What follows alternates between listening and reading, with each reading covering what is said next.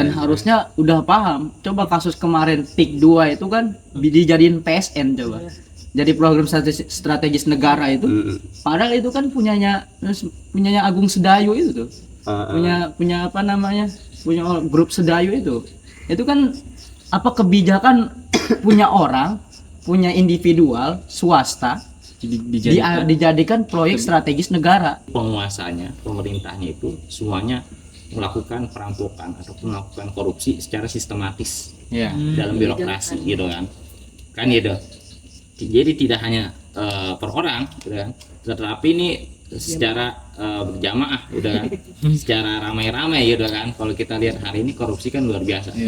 Nah, kalau kita artikan pemerintahan pencuri ya yang diambil oleh pencuri gitu kan, gitu loh. Artinya pencuri di situ maksudnya adalah para koruptor.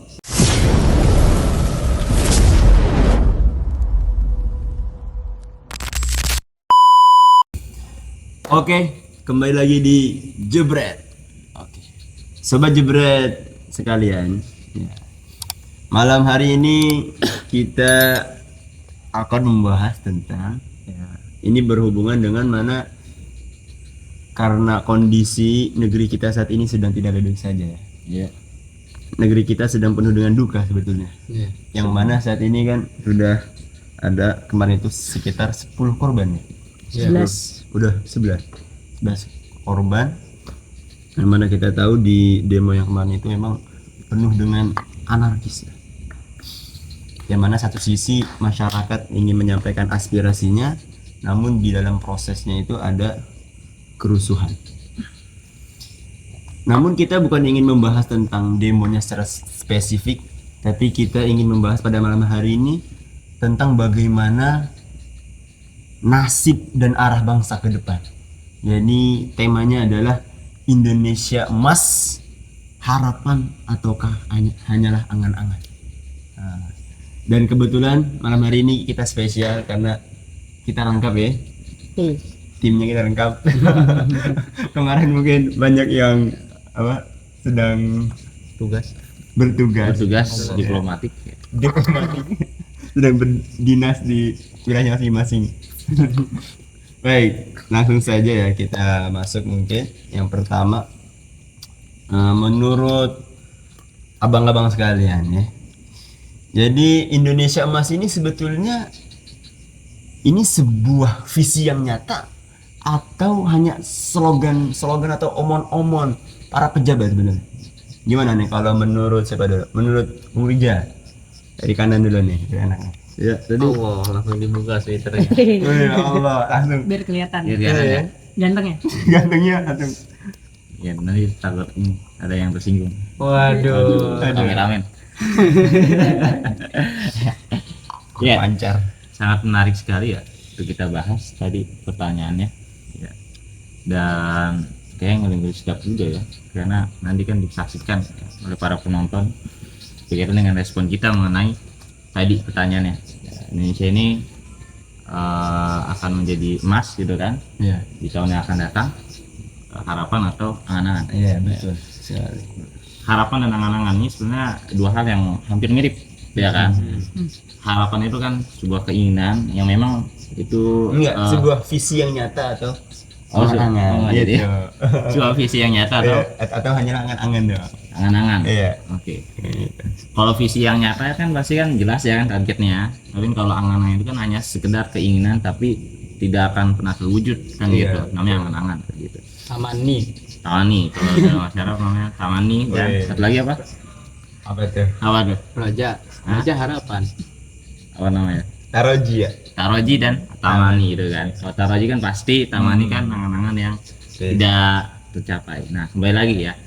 Berkaitan dengan respon saya pribadi ya mengenai Indonesia ya kan, apakah ke depan bisa menjadi emas ya kan gitu, yang tentu ini bagian dari visi misi yang terwujudkan atau justru adalah cemas gitu kan, atau hanya sekedar angan-angan belaka gitu kan. Nah, penting sekali untuk kita mempunyai prinsip rasionalitas gitu kan. Jangan sampai kita itu menghukumi sesuatu, memberikan respon ternyata tidak sesuai dengan realita yang ada, gitu kan. dan tidak sesuai dengan rasio kita gitu loh. Nah, ini penting gitu kan, kita mempunyai prinsip rasionalitas ya, sehingga bagaimana kemudian kita melihat gambaran Indonesia hari ini gitu kan. Kalau kemarin kan sempat ramai namanya Indonesia gelap. Oh iya benar. Ya kan? Iya, Jelas ya kan? Dengan banyaknya Slogan demo yang Indonesia ada. gelap. Indonesia gelap gitu kan. Indonesia gelap. Muncullah yang namanya Garuda Biru gitu kan, Garuda Hitam, sampai bendera One Piece gitu kan berkibar. Iya. Ya kan, ini kan menunjukkan bahwasanya Indonesia ini tidak dalam keadaan sehat, Iya. kan gitu. Walaupun kata pejabat publik Pak Luhut bilang gitu kan, Indonesia itu nggak gelap, muka kamu saja yang gelap. Gitu. Muka kamu yang jelek, Pak. Rasis Iya. dong. Iya. Jadi kalau menurut para pejabat publik kan mereka mengatakan Indonesia ini masih emas gitu kan, Indonesia ini masih terang gitu kan, nggak gelap, yang gelap itu wajah kalian. Cobalah kalian berpikir optimis gitu kan. Oke, kalau kita bicara tentang optimis ya kan, rasionalitas, maka optimis yang digaungkan oleh para pejabat publik itu optimis Yang dipaksakan. tidak rasional gitu. Optimis yang tidak rasional ya kan. Lebih baik kita pesimis yang rasional daripada optimis yang tidak rasional itu kan. Tidak nyata lagi. Ya kan itu. Jadi mengukur apa namanya sebuah emas itu akan terwujud atau enggak, itu dikembalikan lagi kalau menurut Anda pribadi ada realita lapangan yang ada gitu kan. Ini penting gitu kan. Karena ini yang nanti akan menjadi sebuah jawaban ya yang pas ya, dan menjadi dasar juga bahwasanya Indonesia itu nanti akan terwujud emas atau cemas. Ini belajar. Oke, menarik. Berarti nanti lihat di lapangan. Iya. Kalau Bung Ucup gimana nih? Iya, kalau menanggapi tadi pertanyaannya, apakah Indonesia itu akan menjadi emas, itu sebuah visi yang nyata, akan menjadi visi nyata atau hanya angan-angan? Ya tadi sudah apa namanya, sebenarnya udah habis ya, udah habis disampaikan. Memang melihat realitas yang ada. Ketika tadi kita menggunakan prinsip rasionalitas, maka kita artinya akan melihat keadaan di situ. Maka kita akan melihat realita yang terjadi di situ. Kalau di realitanya, misalnya visinya itu ingin membangun Indonesia emas, tapi realita yang ada sebaliknya, maka logika akal sehat manusia, orang yang masih waras misalnya, itu pasti akan melihat sangat jauh dari visi yang ingin dicapai. Artinya bisa jadi menjadi angan-angan saja, tamani tadi. Cuman cuman sekedar menggaungkan, menjadikan hanya slogan, tapi tidak ada aksi nyata. Jadi saat ini belum ada aksi nyata untuk belum bergerak ada ke arah aksi sana. nyata, belum ada. Oke. Ada tambahan dari Bung Yusuf nih? Sedikit aja ya. Banyak aja ya. Banyak. Sedikit banyak. Kalau ngomongin visi misi Indonesia emas, visi nyatanya ya sama sih seperti Bang Rijal, Kang Ucup juga harus melihat realitas yang ada. Dengan melihat realitas sekarang yang banyak huru hara, ya kan, banyak kejadian-kejadian yang banyak merugikan, ya kan, untuk negara ataupun masyarakat, saya kira hanya angan-angan. Jadi kemudian Oke. atau tadi kan visi nyata dan slogan Atau slogan politik. Ya kan. Indonesia Emas 2045 gitu kan, menjadi slogan politik untuk ini aja, untuk apa, biar kalau biasanya kampanye ya kan, kampanye kayak gitu kan biasanya janji palsu gitu kan, janji yang kemarin aja belum terpenuhi gitu kan, apalagi sekarang Indonesia 245, Indonesia Emas 2045. Jadi saya kira hanya angan-angan saat ini, itu hanya masih angan-angan ya, dengan melihat kondisi yang realita, ada. kondisi yang ada. Oke. Nah, ada tambah dari Bung Rifki? Ada mungkin Apa dah? sebenarnya sama sih intinya, Hampir sama ya semuanya. cuman sederhanakan lah. Oke. Sesuatu yang sebenarnya masa depan itu bisa kita ramal dari sekarang. Iya. Ya. Dari sebab akibat itu ya, hukum Iya. kausalitas. Saya pernah baca satu buku karangan Felix Shaw. Kira-kira siapa sih? Ada. Kayak Dalam buku itu dalam buku itu dijelaskan, pernah baca bahwasannya masa sekarang itu hasil daripada masa lalu gitu. dan masa depan ditentukan dari Masa sekarang. itu kan. Sebenarnya untuk Indonesia Emas ini tahun 2045 itu visi misinya mereka udah buat segala macam, pokoknya banyak lah perubahan yang ingin mereka buat, termasuk dari segi ekonomi, pendidikan dan lain-lainnya gitu kan. Dan itu semua mungkin dari sekitar banyak visi misi yang mereka ingin rubah di tahun 2045 itu detik sekarang belum ada yang terwujud gitu kan. Contohnya dari segi ekonomi. 19 juta lapangan kerja. Iya, itu lapangan pekerjaan belum ada contohnya. Kemarin Pekerjaan nggak ada, masyarakat di mana-mana contohnya mau makan juga susah. Sekolah contohnya sekarang di daerah yang terpencil juga belum ada. Kan? Ya. Contohnya di Papua bahkan yang bikin sekolah di daerah terpencil itu biasanya dari kalangan artis gitu kan. Kayak Timothy Ronald ataupun Willy Salim gitu kan. Bukan dari pemerintah. Ya, artinya kan itu semua belum terwujud gitu kan. Itu yang kita bisa lihat sekarang. Dan selama itu tidak berubah gitu kan, ya kita bisa lihat dong ke depannya seperti apa. Karena masa sekarang itu menentukan masa Jadi depan. selama pemerintah belum ada aksi yang nyata, maka itu hanya sebuah angan-angan. Iya. Jadi Tapi mungkin bisa dibalik itu adalah sebuah tahap, itu masih bertahap. Ya mungkin menurut Bisa apa jadi namanya? juga. Menurut mereka ya ini tuh belum finalnya, belum bisa kita menjustifikasi bahwasannya nanti kedepannya tidak bakal menjadi Indonesia Emas kalau dari sekarangnya walaupun kalau realitas sekarang bobrok kan. Bisa jadi mungkin bertahap, itu mungkin maksud pemerintah, bisa jadi itu. Bertahap dimulai dari awal, dari sedikit-sedikit, walaupun nggak tahu kita apa yang dimulainya. jadi belum tentu gitu kan, realitas Jangan sekarang DPR, itu menentukan masa depannya gitu. Iya, jadi nggak menungkin menurut pemerintah itu bukan hanya sekedar omon-omon aja, bukan sekedar angan-angan, tapi mungkin ada aksinya, cuman tidak terlihat. Ini bahasa halus positifnya ya, pemerintah. Aksi senyap tidak terlihat. Hampir tidak ada gitu. Hampir tidak terasa sama sekali. Jadi realitas sekarang belum tentu menentukan masa depannya seperti apa. Mungkin maksud pemerintah begitu. Oh ya benar, bisa jadi. Jadi kita lihat ya bagaimana pemerintah ya depannya. Jadi kita jangan nganggap jelek dulu. Iya, itu Kita kalau mau ngejilat tuh gitu tuh ngomongnya. Kita berharap mudah-mudahan itu terjadi ya. Iya, kita berharapnya begitu. Semoga itu jadi visi yang benar-benar kenyataan gitu kan. Ya, seruput dulu kopinya. Santai. Baru pertanyaan pertama udah pada tegang ini. Saya juga sempat kepikiran ya. Tapi pertanyaannya senada sih itu kan.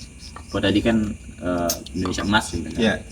Kalau sekarang berkaitan dengan Indonesia menjadi negara maju, ya, karena kan pembagian jenis negara hari ini kan ada dua, satu berkembang, dua maju gitu. Iya. Sekarang kan Indonesia kan statusnya masih berkembang, gitu. Iya. Udah dulu tuh berkembang mulu, gitu kan? Tahu berkembang apa gitu?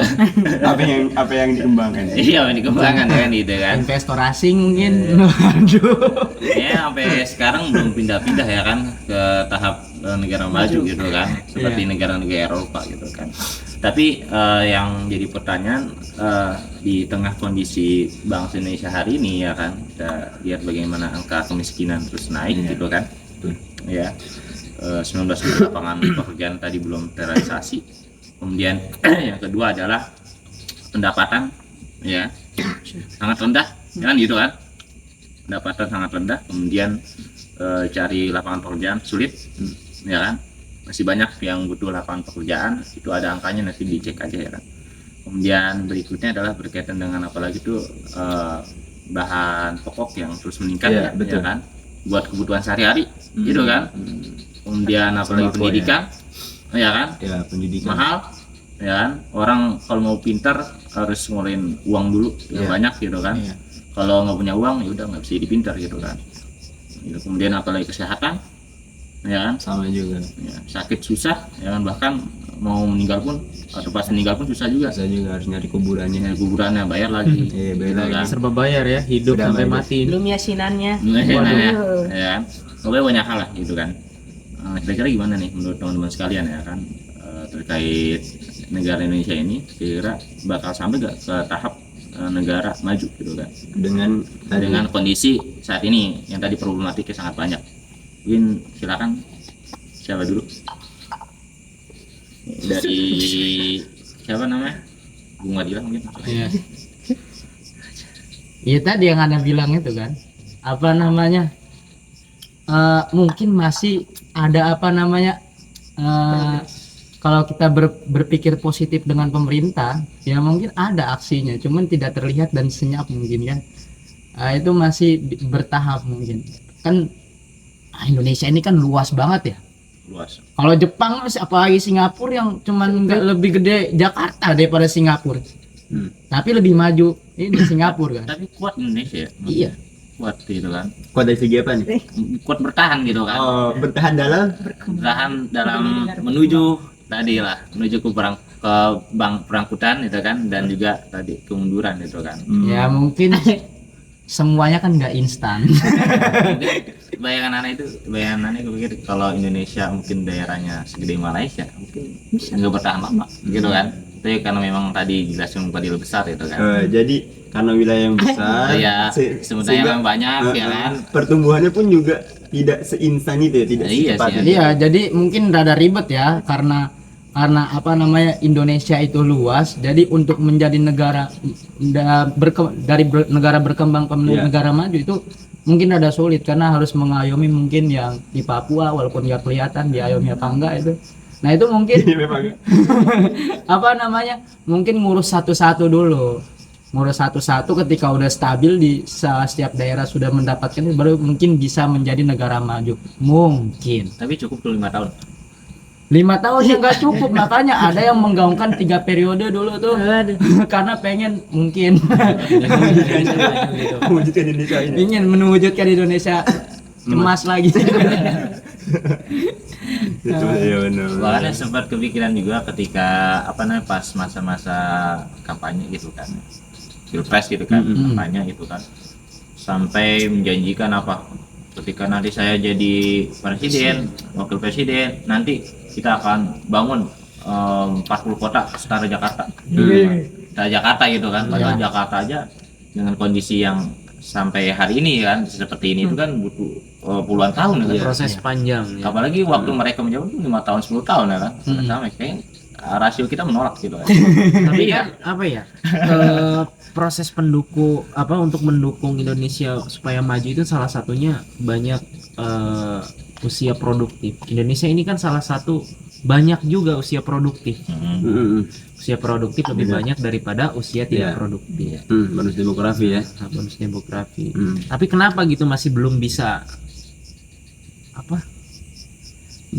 ini mewujudkan gitu loh. Jadi difungsikan apa gitu kan usia produktif ini gitu kan.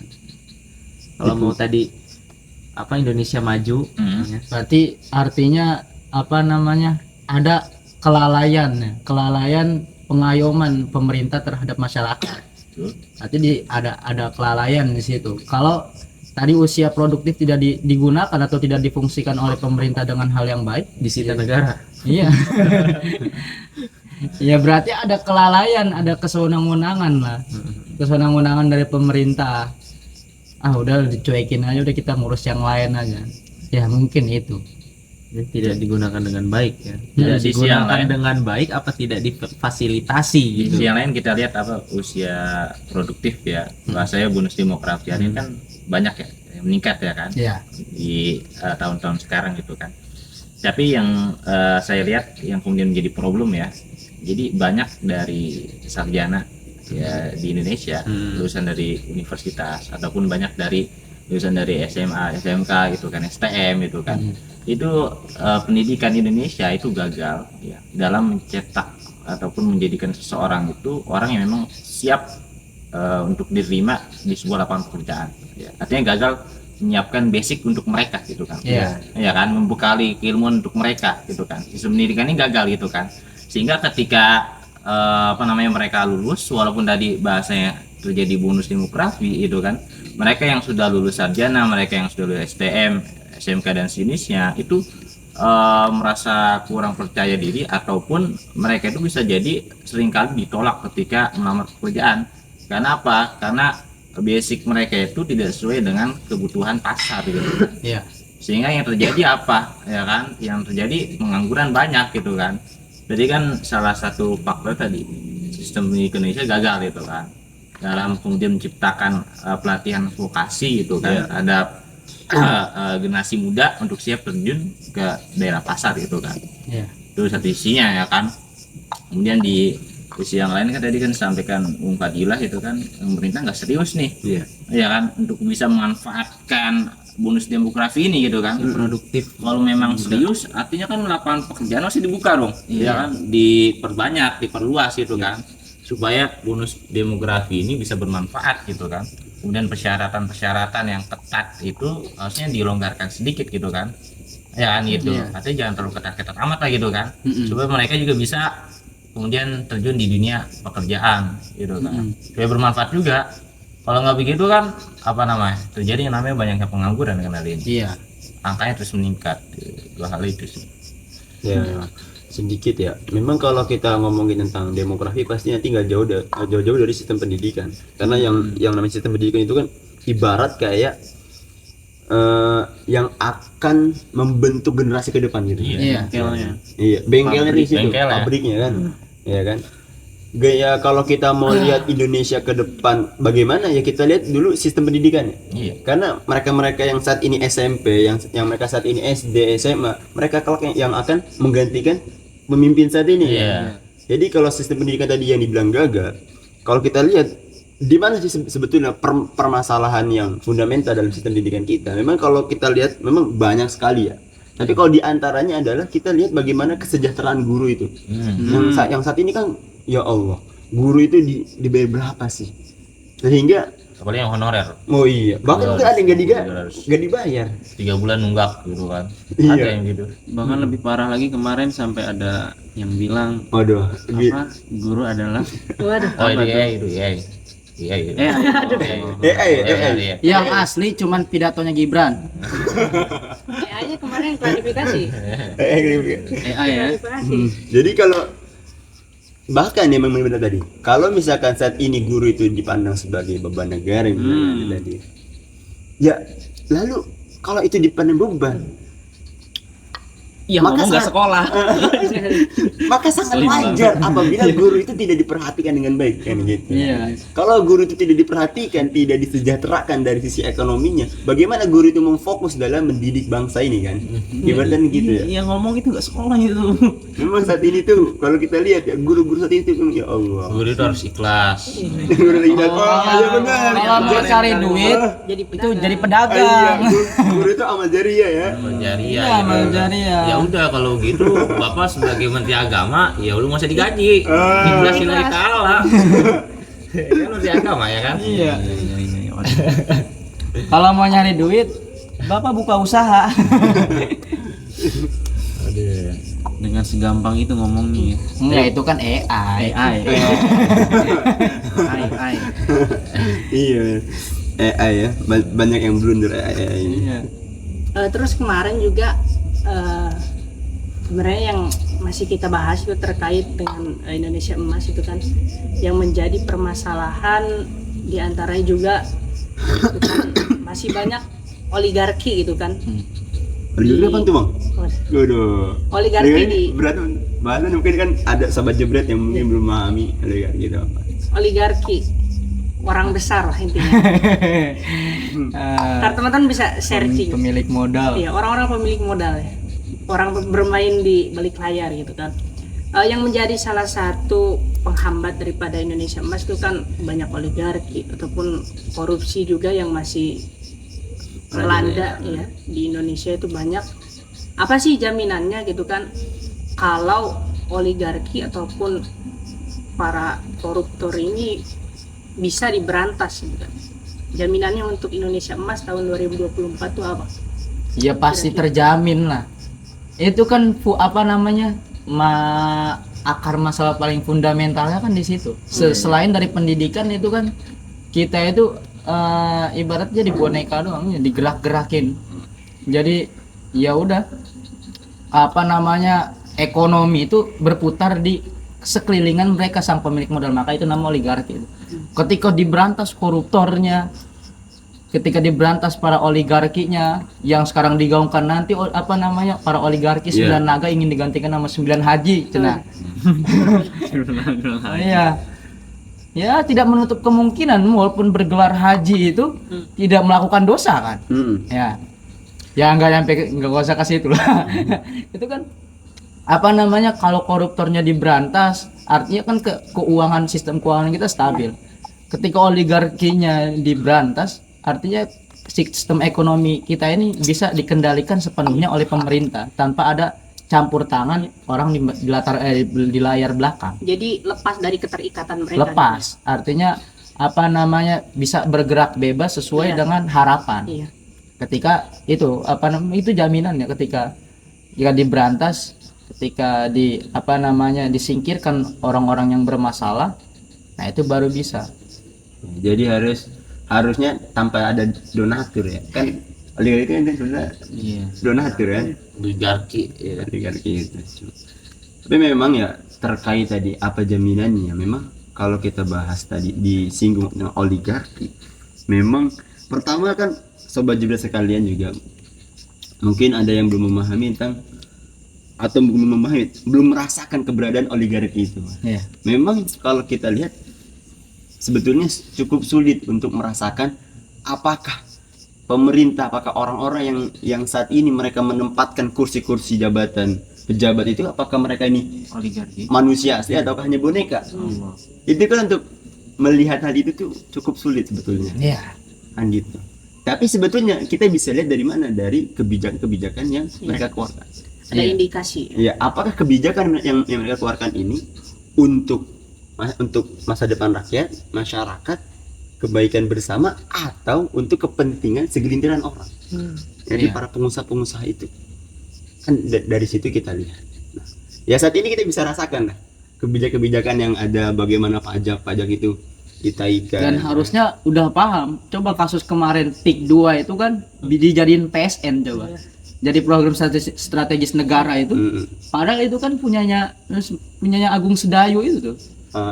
Punya apa namanya? Punya grup Sedayu itu kan apa kebijakan punya orang, punya individual swasta dijadikan proyek strategis negara. Diambil alih sama pemerintah. Nah itu kan kita udah tahu itu. Berarti kan apa namanya pemerintahan ini nggak bergerak sendiri. Ada yang menggerakkan ini di belakangnya. Jadi proyek pesanan ya. Iya. Ya, dari atas mesen ya. Nah, istilahnya kan tadi oligarki ya. Oligarki itu kan kalau kita lihat ceritanya ChatGPT ya gitu. Oligarki itu kan segelintir elit politik ya, segelintir elit politik yang mampu mempengaruhi arah kebijakan pemerintah. Ya kan, termasuk dia juga yang kemudian bahasa kita itu perampok terhadap kekayaan negara gitu kan. Jadi ketika negara itu masih memiliki yang namanya oligarki atau yang kerjasama dengan yang namanya oligarki, maka kemungkinan ya besar ya negara itu tidak akan bisa kemudian berkembang kesejahteraannya dan juga keadilan.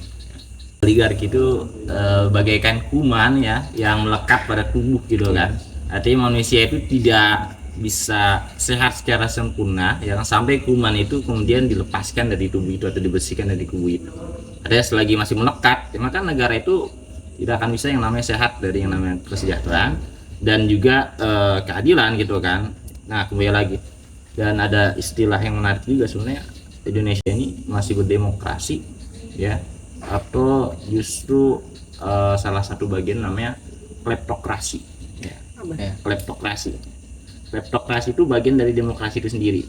Nah, yang membedakan adalah kleptokrasi itu perwujudan dari sebuah demokrasi. Ketika negara yang menganut demokrasi ini, ya itu penguasanya, pemerintahnya itu semuanya melakukan perampokan ataupun melakukan korupsi secara sistematis dalam birokrasi, gitu kan? Kan gitu. Jadi tidak hanya per orang, gitu kan? Tetapi ini secara berjamaah udah kan, secara ramai-ramai gitu kan. Kalau kita lihat hari ini korupsi kan luar biasa. Mana kembali lagi kepada kleptokrasi misalnya gitu kan, kita melihat kepada pengertiannya itu kan diambil dari bahasa Yunani. kleptos dan kratos. Ya. Kleptos itu artinya adalah pencuri, kratos artinya adalah pemerintahan. Yang kalau kita artikan pemerintahan Pencuri. ya yang diambil oleh pencuri gitu kan. Gitu loh. Artinya pencuri itu maksudnya adalah para koruptor. Dan yang melakukan korupsi itu tidak hanya kemudian dilakukan oleh para pejabat negara dari tingkat pusat sampai daerah saja gitu kan. Tetapi yang menjadi wakil rakyat pun ya itu secara sistematis dalam birokrasi tersebut itu mereka bersama-sama melakukan korupsi tadi kan gitu. Kita lihat hari ini kan banyak pejabat ya, banyak kemudian wakil rakyat melakukan korupsi. Kenapa bisa melakukan korupsi ya kan? Salah satu dampaknya kan atau faktornya itu kan karena memang apa? Karena memang mereka itu butuh yang namanya uang ganti gitu kan. Iya. Uang ganti dari yang telah mereka keluarkan ketika masa kampanye gitu kan. Ganti rugi dong. Iya itu kan miliaran, triliunan ya kan. Iya. Kemudian kalau hanya bertumpu dan mengandalkan gaji yang mereka terima tiap bulan itu kurang untuk bisa balik modal ya kan. Maka peluang untuk korupsi sangat besar dilakukan oleh para wakil rakyat gitu kan. Itu mau nggak mau pasti korupsi gitu kan. Nah, di samping ada juga memang sebagian kecil lah 1, 2, 3 orang yang memang idealismenya masih kuat gitu kan yang dari partai tertentu. Tapi kan secara umumnya yang namanya korupsi itu prakteknya itu sudah dilakukan secara sistematis gitu, tidak hanya oleh pejabat negara tapi juga para wakil rakyatnya. Nah sehingga dari perwujudan demokrasi ini ya kemudian melekatlah muncullah yang namanya kleptokrasi tadi gitu. Dan ini membahayakan gitu. Ini membahayakan. Ya ini kemudian akan mematikan sebuah negara ataupun menjadikan negara ini bubar gitu. Dampaknya apa? Ekonomi gitu kan. Ya kalau kita lihat kemarin bagaimana kemudian pejabat gitu kan, gajinya dinaikkan gitu kan, korupsinya terus, sementara rakyat tercekik, ya kan, PPN, ya, PPH, PBB gitu kan. Nah, ini bentuk wujud dari kleptokrasi itu sendiri gitu. Jadi abang mau bilang bahwasannya saat ini nih kenapa bisa ada oligarki dan juga apa namanya bisa tadi apa lestari, maksudnya mereka ini bisa terus bermunculan gitu, oligarki ini, dan sehingga karena adanya oligarki itu kebijakan yang ada itu tidak berpihak pada rakyat karena sistem itu sendiri yang melahirkan tadi oligarki itu juga ya. Oligardan gitu kan. Ya, jadi kalau bahasa abang itu kan karena kita dengan sistem demokrasi Iya. itu justru melahirkan tadi apa kleptokrasi yang mana kleptokrasi itu adalah yang berkuasa adalah para oligarki itu ya sebetulnya. Iya, para perampok tadi artinya kembali kepada oligarki itu. Ya oligarki ini kan yang kemudian memodalkan para pejabat negara hari ini gitu kan. Jadi nggak bisa kita nyalahin pejabatnya, wah lu pejabatnya kagak amanah lu, pejabatnya kayak gini nih. Makanya kalau dengan istilah boneka tadi ya kita bisa dibilang sepakat gitu kan. Karena hampir mayoritas pejabat negara hari ini mereka itu layaknya boneka, ya. Karena mereka untuk bisa berada di tingkat atas, tingkat presiden, wakil presiden itu membutuhkan dana yang luar biasa besarnya gitu kan. Ya bayangin di Indonesia 280 juta orang gitu kan. Mereka kampanye keluar duit ya kan banyak gitu kan. Yang mendanai siapa gitu kan. Kalau kita lihat dari kekayaan dari capres dan cawapres itu nggak bisa mengcover semuanya gitu loh ya kan. Pasti ada pihak yang mendanai gitu kan. Ya kan. Yang disebut tadi dengan oligarki ya, kemudian ketika mereka ini naik ya kan. Ya. Feedbacknya mana gitu kan. Kemarin sudah saya pinjemin uang, kasih uang ya kan supaya bisa naik. Feedbacknya adalah kita sebagai oligarki gitu bahasa gitu kan ya, ingin apa, ingin ini ingin itu, tolong bikin kebijakan ini kebijakan itu ya kan, kebijakan yang menguntungkan kepada oligarki. Akhirnya apa, aset-aset sumber daya alam apa diserahkan kepada oligarki gitu kan, dirampok gitu. Sedangkan rakyat nggak dapat apa-apa gitu kan. Ya. Terus nasib rakyat bagaimana nih, negara bagaimana supaya tetap hidup? Udah taikin aja pajaknya gitu kan, tekan terus ya. Seperti itu. Berarti suatu hal yang mustahil untuk memberantas korupsi ataupun oligarki yang Iya, ada di karena negara ini. itu kan apa namanya kleptokrasi itu kan lahir dari sistem demokrasi itu sendiri. Iya, gitu. Artinya mustahil. iya mustahil. Kalau kita ingin menghilangkan kleptokrasinya, ya tetap akan bermunculan kleptokrasi yang lain. Iya, selagi itu dari masih menganut demokrasi. Iya. Berarti demokrasinya Jadi yang harus dimatikan Gimana? itu adalah induknya atau yang akarnya itu yang harus dimatikan. Kalau kita mematikan cabang itu bakal numbuh lagi kan. Iya. Tapi kalau kita matiin akarnya, nah itu baru. Berarti nggak cukup mengganti orang, maksudnya gitu ya? Tidak cukup, nggak cukup hanya mengganti orang, artinya kita juga nggak bisa menyalahkan seseorang ini apa namanya, ini tukang korupsi, ini nih apa namanya, mafia minyak yang kemarin baru ketangkap tuh sama Riza Calet itu. Ya, kita juga tidak bisa menyalahkan individualnya dia sebagai seorang koruptor, tapi yang kita lebih apa namanya, meninjau lebih tinggi lagi, lebih jauh lagi adalah sistemnya itu. Kita hanya mematikan cabang tapi tidak mematikan akar, maka akan bermunculan cabang-cabang yang lain. Contohnya banyak kasus kemarin, contohnya Tom Lembong terjerat, terus baru-baru Nadiem Makarim gitu kan. Itu kan akibat dari sistem itu sendiri gitu kan, yang tadi demokrasi kapitalisme gitu kan. Sehingga saya katakan yang namanya demokrasi itu emang sistem cacat dari bawah. Berarti kalau kita ngambil kembali ke tema, berarti Indonesia ini nggak mungkin emas selama masih menganut sistem demokrasi. Demokrasi. Itu cacat dari bawahan. Bahkan Aristoteles itu kan seorang yang diagung-agungkan gitu kan di Yunani itu mengkritik demokrasi itu sendiri. Gitu loh. Bahwasannya ketika ada negara menerapkan demokrasi, negara itu pasti akan merosot gitu kan. Dan pasti akan melahirkan namanya pemimpin-pemimpin bodoh, ya pemimpin yang bermodal duit dan juga korup gitu kan. Akhirnya banyak faktanya hari ini. Bahkan di Amerika pun, ya kan, jangan bilang Amerika itu nggak ada oligarkinya banyak di sana gitu kan. Mereka juga sama polanya seperti Indonesia gitu kan. Artinya selagi itu bertumbuh pada demokrasi ya untuk menjadi emas ya, kayaknya enggak deh gitu kan. Tapi kalau misalkan sekiranya kan tadi karena dengan adanya demokrasi ini, oligarki ini kan mereka bisa berkuasa. Iya. Kan kita mengetahui ya bahwasanya demokrasi ini kan terdiri dari legislatif, eksekutif dan yudikatif. Nah, bagaimana kalau sekiranya legislatifnya dihilangkan? Apakah oligarkinya ini masih bisa berkuasa gitu ketika legislatifnya itu sudah dihilangkan? Iya, kalau legislatif dihilangkan berarti kan masih ada eksekutif. Ya, eksekutif itu. Eksekutif ini kan presiden itu kan, dari mulai pusat sampai daerah itu kan ya. Ya mereka ini kan tadi saya katakan bahwasannya mereka ini kan terpilih, terangkat bisa menempati posisi karena mereka mendapatkan dukungan uang dari para oligarki gitu kan. Ya kan? Artinya oligarki itu tidak hanya mendanai dari orang-orang yang kemudian mendapatkan jabatan di legislatif gitu kan. Tetapi juga orang-orang yang kemudian terjun di eksekutif juga didanai oleh oligarki, juga bermain di situ. Ya kan?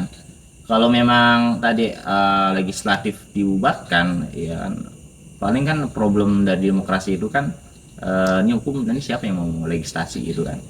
Berarti langsung dari eksekutif. Iya, langsung dari eksekutif. Jadi kan otoriter nanti loh. Iya, bahkan menimbulkan kekuasaan tirani nanti. Tirani gitu kan jadinya. Makanya dikembalikan lagi kalau dalam sudut pandang Islam itu kan yang namanya kedaulatan itu kan di tangan syarak gitu kan. Tangan syarak, bukan tangan rakyat gitu loh. Coba. Demokrasi itu kan katanya dari rakyat oleh rakyat untuk rakyat gitu kan.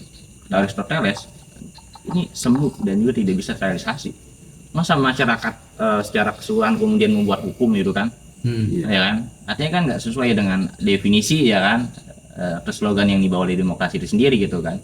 Nah sehingga dalam sudut pandang Islam sendiri yang namanya pembuatan hukum, orang yang berhak mengatur hukum ya itu hanya Tuhan gitu kan. Jadi itu tidak diberikan. Inti masalahnya di situ sebetulnya dari demokrasi itu, karena kedaulatan itu masih dipegang oleh manusia. Rakyat manusia gitu kan. Sedangkan yang namanya rakyat itu kan cenderung yang namanya menggunakan hawa nafsu dan juga terjadinya kesalahan gitu kan. Seperti itu. Ya. Tapi nanti kalau misalkan nanti disebut harus oleh Tuhan, Tuhan yang mana? Kan gitu. Jelas Tuhan yang mayoritas Indonesia lah. Gitu. Ya, Indonesia karena umat Islam ya. Islam ya kan. Berarti Islam. Ada yang bilang nanti nggak bisa dong, di Indonesia itu banyak agamanya. Kita ini kan menganut apa namanya, pemikiran pluralisme, menganggap semua agama-agama itu yang mengajarkan kebaikan. Semua agama itu baik ya. Yang penting kebaikan. Yang penting baik. Nah, itu kan apa namanya, paham yang pernah yang muncul di zamannya presiden keempat kita. Jadi Oh, iya. jadi nanti banyak yang menolak kalau ketika apa namanya kepemimpinan harus dipegang sama syara. Itu Tuhan yang mana? Jadi kan nah itu apa bakal banyak perdebatan. Iya sebetulnya memang kalau kita mau bahas lebih dalam sih banyak mungkin nanti akan banyak pembahasannya ya. Jauh itu mungkin nanti di episode selanjutnya. Nah kalau Cuma ngebahas tadi pada intinya adalah demokrasi itu menjadi akar permasalahan. iya demokrasi menjadi akar permasalahan. Selagi akarnya tidak dimatikan maka akan tumbuh cabang-cabang yang lain. Jadi mustahil ya kalau hanya memberantas cabang atau oligarkinya doang, pasti bakal tumbuh lagi. Mungkin malah tambah banyak nanti ya kalau nggak diberantas dari akarnya. Bahkan para pejabat di Indonesia itu udah seringkali mengkritik demokrasi itu sendiri, dengan sistem itu sendiri. Dimulai Mahfud MD mengatakan malaikat pun ya masuk ke dalam sistem ini Jadi setan. bukan jadi setan gitu kan.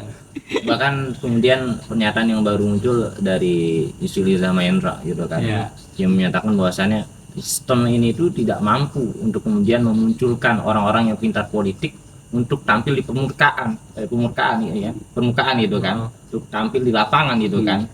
Ya justru di sistem ini itu mendorong orang-orang yang mempunyai popularitas seperti para artis, selebriti, pelawak.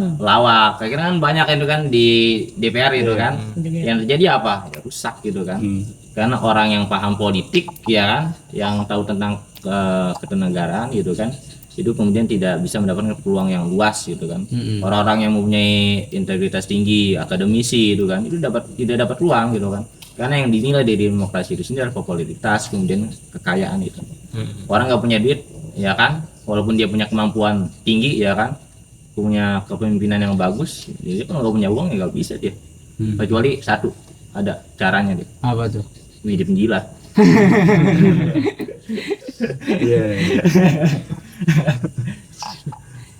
Menarik ya dari pembahasan kita sampai ya emang sebenarnya enggak jauh, emang semuanya itu apa namanya pembahasan kita kalau mungkin menurut orang ini udah rada kejauhan, padahal tadi ngebahasnya apa namanya tentang Indonesia emas itu menjadi visi misi yang nyata ataupun yang angan-angan.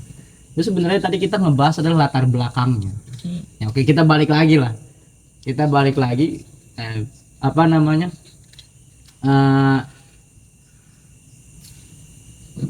Indonesia emas itu kan tadi menjadi visi yang nyata. Menurut rakyat kecil untuk menciptakan, untuk mewujudkan Indonesia emas itu sederhana sekali. Fasilitas diberikan, fasilitas diberikan dengan layak, kesejahteraan diberlakukan terjamin, kesehatan, pendidikan, bahkan lapangan pekerjaan terjamin, semua itu sangat sederhana sekali permintaan. Tapi apa dasarnya hal yang sesederhana ini tidak bisa terwujud, tapi hal yang mustahil seperti IKN terwujud misalnya, itu contoh. Jadi kenapa Indonesia saat ini lebih mengutamakan itu ya? Iya, mengutamakan mustahil daripada yang bisa dilakukan. Iya. Nah itu gimana tuh kira-kira? Sup, mana Sup? Gimana? Masuk ada. Mungkin ya. Masih mungkin ini, nggak tahu kalau kata pejabat yang lainnya kan. Mungkin lebih mengutamakan IKN. Mungkin dari IKN itu akan tumbuh perekonomian yang lebih sejahtera, bro. Ya kan? Hilirisasi. Ibu kota dipindah ke sana, otomatis perekonomian tumbuhnya di sana kan. Bisa barangkali lebih besar di sana gitu loh. Yang tadinya Jakarta misalkan cuma berapa persen tumbuhnya, ketika di IKN bisa sampai 50% ke atas gitu kan. Nah, dari pertumbuhannya ekonomi kan bisa tuh nanti pendidikan di gratiskan. Kenapa hal yang mustahil yang didahulukan daripada hal yang mendasar, yang sangat dasar sekali. Ya kita kita aja belajar kan, kita belajar nggak ujuk-ujuk langsung SMA, nggak ujuk-ujuk langsung kuliah kan. Kita masuk SD dulu, sekolah dasar, bahkan taman kanak-kanak dulu. Nah itu tiba-tiba mau langsung anggaplah proyek IKN itu adalah sekolah udah menengah lah, anggap SMA. Nah kita ujuk-ujuk masih kecil, tiba-tiba udah mau ngurusin atau masuk ke ranah SMA. Padahal kita harusnya masuk ke yang sederhana dulu, sekolah dasar. Nah itu kenapa sih? Apa penyebabnya? Yang mendasari ya itu tidak bisa terrealisasikan itu. Hal yang sesederhana itu yang nggak bisa dilakuin oleh pemerintah. Apa tuh penyebabnya? Tapi bagus tadi yang disampaikan oleh Bung Yusuf ya. Masih Walaupun cuma mungkin. kemungkinan, Kemungkinan tapi gitu. ada bakat tentu menjadi ini. Jadi Penjilat. ya jadi juru bicara Wapres, Wapres. Jadi juru bicara. Kemungkinan yang kedua. Mungkin tadi yang pertama. Sekarang yang kedua. Apa tadi jadi lupa kan? Ini apa lagi nih? Jilat lagi deh. Nggak apa-apa kan Iya. dia harus fair ya. Fair, Itu fair. bisa jadi ya. Bisa jadi. Kita Apa nggak sih boleh- yang nggak bisa jadi? Pasti Mungkin. jadi. Soalnya ya. ini tadi pembahasan kita terlihatnya rada menyudut kita kayak rada terlihat pembelaan nih soalnya kalau membahas pendidikan tadi. Makanya agak netral. Yang pastinya adalah Iya. kepentingan, ya kan. Kalau tadi kan negara kita ini disetirnya oleh oligarki gitu kan. Pasti kan oligarki itu kan yang pemasok dana gitu loh. Pejabat, lu kalau mau jadi pejabat, lu mau mimpin, nah gua danain. Yang penting lu bikin kebijakan buat nguntungin gua gitu kan, buat nguntungin saya. Salah satunya adalah tadi kata Bang Ucup apa? IKN. Sedangkan masalah yang harusnya lebih diutamakan kayak pendidikan, kesehatan, lapangan pekerjaan di kebelakangan ya karena tadi lebih mementingkan itu. Oh, IKN itu. artinya mencari donatur dulu ya. Mm-mm. Ketika wah ini udah baru nih kita nyari donatur baru bisa ngegedein. Mungkin. Tadi baru kemungkinan. Jadi nyari donatur, investorasi kan donatur. Satu. Iya. Ya karena tadi negara kita itu dipasok dengan apa oligarki donatur ya udahlah nurut dulu gitu kan. Iya. Nanti pas kita butuh kirim proposal. Kalau misalkan lu nggak nurut sama perintah gue ya gue cabut dananya. Makanya donatur itu kan apa namanya? Enggak semua itu mereka bakal ngebantu kita. Misalnya kita ngirim proposal aja lah ibaratnya. Kita ngirim proposal ke apa yang kita anggap sebagai donatur tidak mesti diterima atau tidak mesti apa Tidak namanya mereka mulus-mulus membantu aja ya. kan. Ada yang menolak ataupun ada yang memberi walaupun sedikit. Nah, itu kita malah berharap kepada yang ketidakpastian itu. Lucunya di situ. Nah, kira-kira apa lagi tuh? Selain kemungkinan tadi tuh. Mungkin ini apa namanya? Lanjut. Ya, masih mungkin ini ya. Mungkin. Masih mungkin aja mungkin. Jilat aja. Mau naik komisaris apa? Mungkin ini apa namanya? Mereka itu kurang terjun ke lapangan gitu kan. Melihat kondisi-kondisi masyarakat. Contohnya terkait pendidikan ataupun kemiskinan gitu kan. Mereka itu tidak melihat langsung ke lapangan tersebut, melihat kondisi masyarakat. Tapi kan punya HP. Iya. Sangat Itu jarang dia. sih Aduh. orang-orang yang terjun langsung orang lihatnya di HP gitu kan. Harusnya kayak Kang Dedi gitu kan. Jangan penjara ini. Gila. Nawandang Sunda nih. Kabar ada. Bapak Aing. Bapak Aing. Ya itu mah kan tergantung ininya ya. Apa namanya? Ya sebenarnya itu juga ya emang harusnya dikontrol langsung sama eksekutif lah bahasanya sekarang. Harus dikontrol sama eksekutif ataupun yang orang-orang yang punya jabatan tinggi itu. Tapi kan ada gubernur-gubernurnya ya bahasanya. Ya kan gubernur-gubernur itu kan mengawasi. Nah, ini kita juga cacat apa namanya pemerintah daerahnya. Jadi seolah bilang oh ini di apa namanya di Pondok Gede ini nggak ada kerusuhan misalnya, kepala daerah bilang gitu. Misalnya nelpon nih presiden, itu gimana Polsek Pondok Gede aman nggak? Aman komandan, aman. Iya kan taunya itu kan apa namanya ada praktek apa namanya kebohongan yang dilakukan pemerintah daerah. Nah itu banyak apa namanya kalau dibilangin di situ emang harusnya seperti itu, harusnya terjun langsung ketika kayak Umar bin Khattab itu dulu kan terjun langsung ke masyarakat, melihat ada apa namanya masyarakat yang tidak terpenuhi di bawah kepemimpinan beliau sebagai sang khalifah, itu beliau terjun langsung. Iya. Nah itu emang harusnya seperti itu kalau kita melihat idealnya dalam Islam. Jadi sebetulnya kembali lagi ya. Memang tadi kalau kata Bung Yusuf, kenapa saat ini para jabat ya, para pemerintah, para penguasa ya lebih mengutamakan proyek-proyek Iya. yang tadi mungkin sulit gitu ya Iya. untuk diwujudkan IKN. Padahal ada hal yang lebih mendasar yang harusnya lebih diperhatikan kan? Iya. Prioritas. Ya, pada akhirnya kan tadi kalau kita ingin menjawab pertanyaan itu, pada akhirnya justru kita malah menemukan jawaban-jawaban yang mana justru kita mempertanyakan sebetulnya penguasa ini, mereka ini masih peduli gak sih sama rakyat, sama negeri kita, atau justru hanya mementingkan kepentingan sekelompok orang saja gitu. Iya. Ya kan? Dan dipertanyakan lagi, apakah Indonesia ini akan menjadi emas? Ya kan? Apakah Indonesia emas yang digandang-gandangkan itu akan kenyataan atau hanya akan kesini-sini dengan kondisi yang ada? Memang tadi kita lebih ke angan-angan. pesimis jadinya. Iya, betulnya. pesimis karena Ya kita kan? melihat realitas. Iya, rasional, simis rasional. Pesimis yang rasional, ya kan? Iya. Maksud, aduh ini kayaknya angan-angan kan gitu. Nah, terakhir nih. Jadi kalau menurut abang-abang semua ya, sebetulnya berarti kan dengan kondisi yang ada, tadi kan. Terus dengan tadi kita bahas bahwasannya tadi dengan kondisi yang ada kok malah ketika kita perdalam, kita kaji ya, kita analisis, itu justru mimpi Indonesia Emas ini malah lebih mengarah kepada angan-angan. Kan gitu. Bagaimana nih sebetulnya solusi untuk jalannya ini untuk menuju Indonesia Emas yang hakiki, Indonesia Emas 2045 ini supaya bisa terjadi? Gimana nih kalau memang solusinya nih? Mungkin dari Bung Rijal dulu atau dari Bung Yusuf dulu?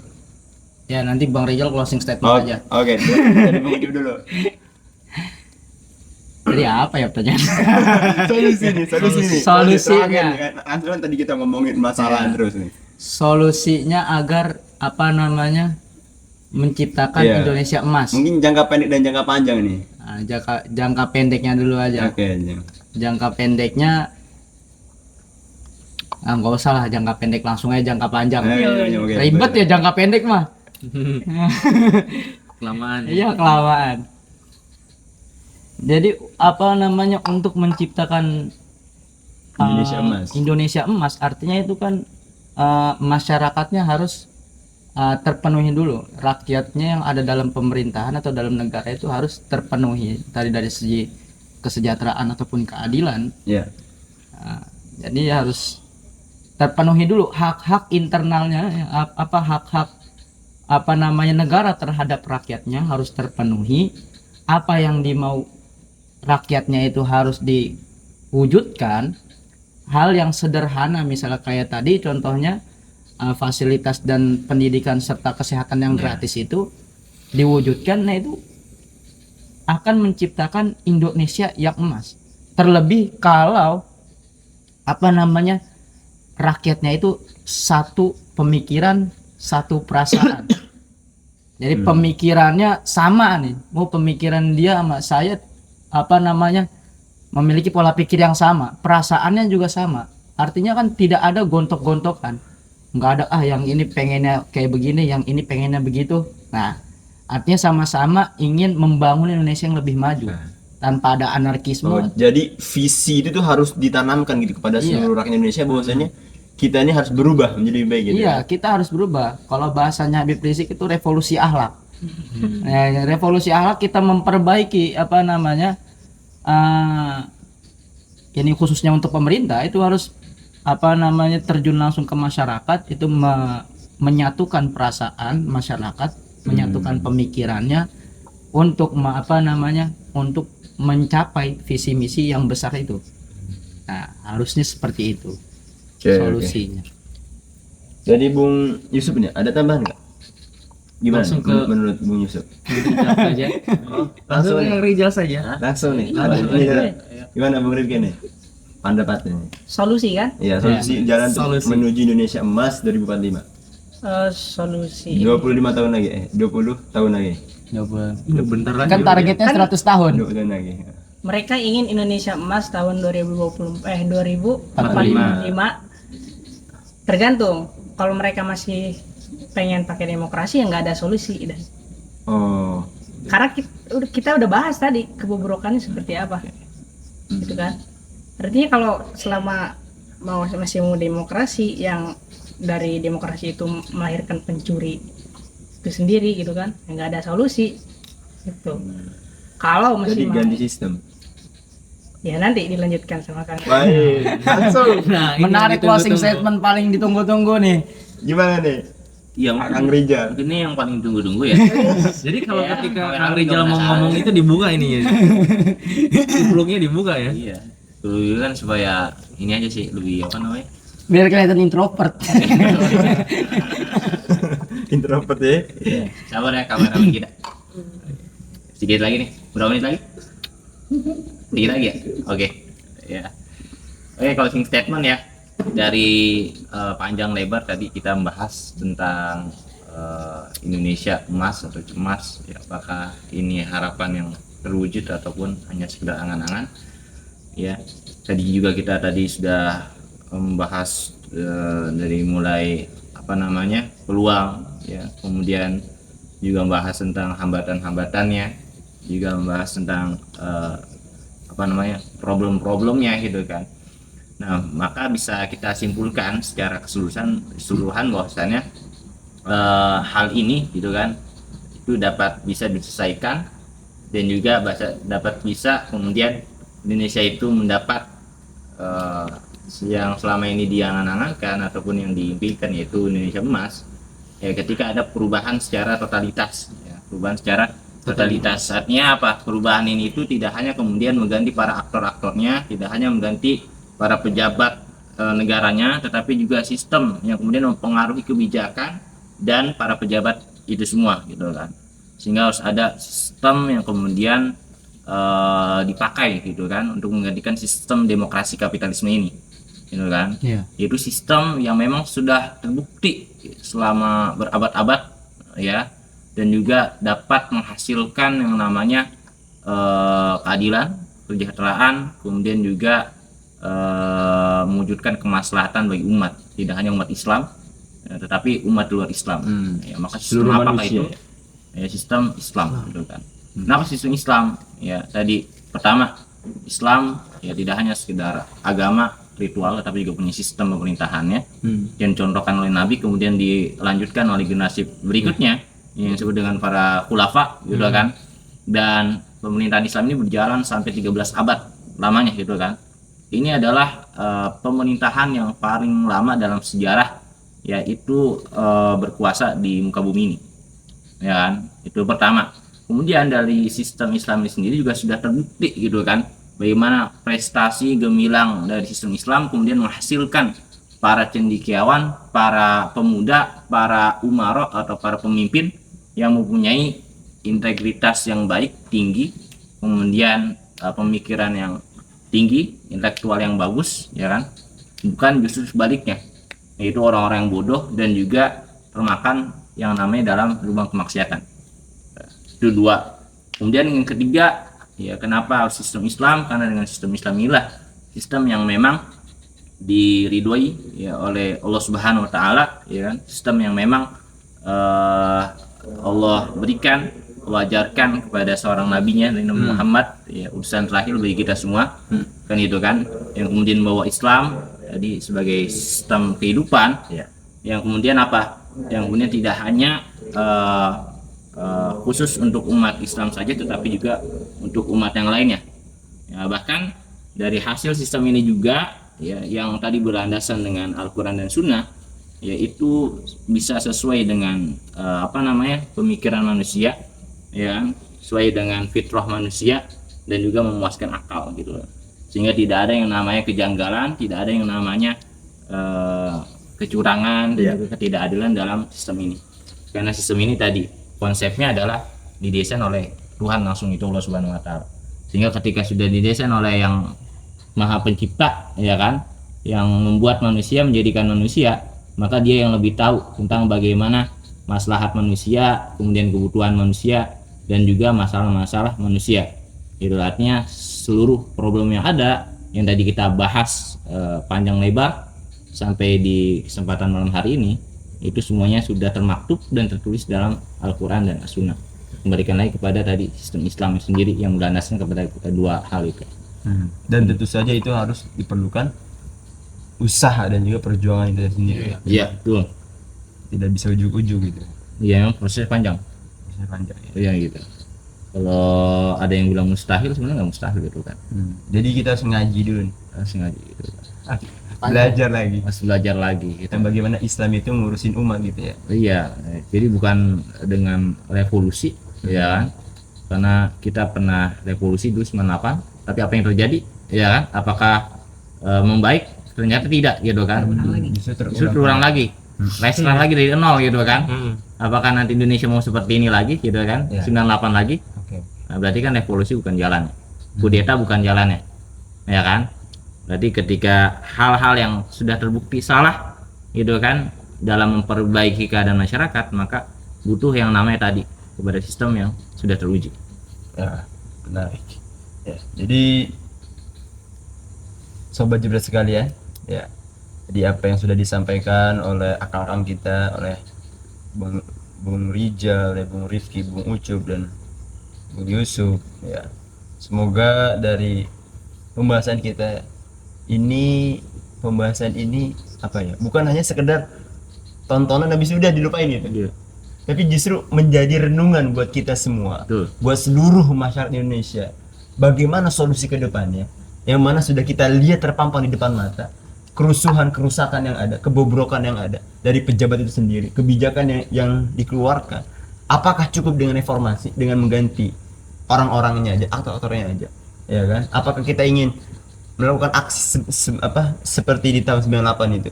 Yang mana pun kita sudah tahu bahwasannya terulang kembali kejadian itu, ya kan? Dan tadi dari pembahasan kita pada malam hari ini, apa solusi yang kita tawarkan adalah solusi tadi adalah Islam, yang mana itu sudah terjamin dalam sejarah bahwasannya selama kurang lebih 13 abad sistem Islam itu berhasil melahirkan peradaban yang emas Indonesia, dan insya Allah ketika itu digunakan dalam Indonesia menjadi Indonesia yang emas ya. Bukan Indonesia yang Cemas. Terakhir dari kami, Indonesia emas bukanlah hadiah, tapi adalah hasil perjuangan. Indonesia emas bukan sekedar harapan, tapi sebuah kepastian. Dan itu hanya bisa diwujudkan dengan sebuah sistem yang mampu, yang mewujudkan keadilan dan kesejahteraan, tiada lain tiada bukan, yaitu sistem yang berlandaskan Al-Quran, yang merupakan sebuah pedoman dari Tuhan. Sekian dari kami. Seperti biasa, jargon. 1, 2, 3, jebret.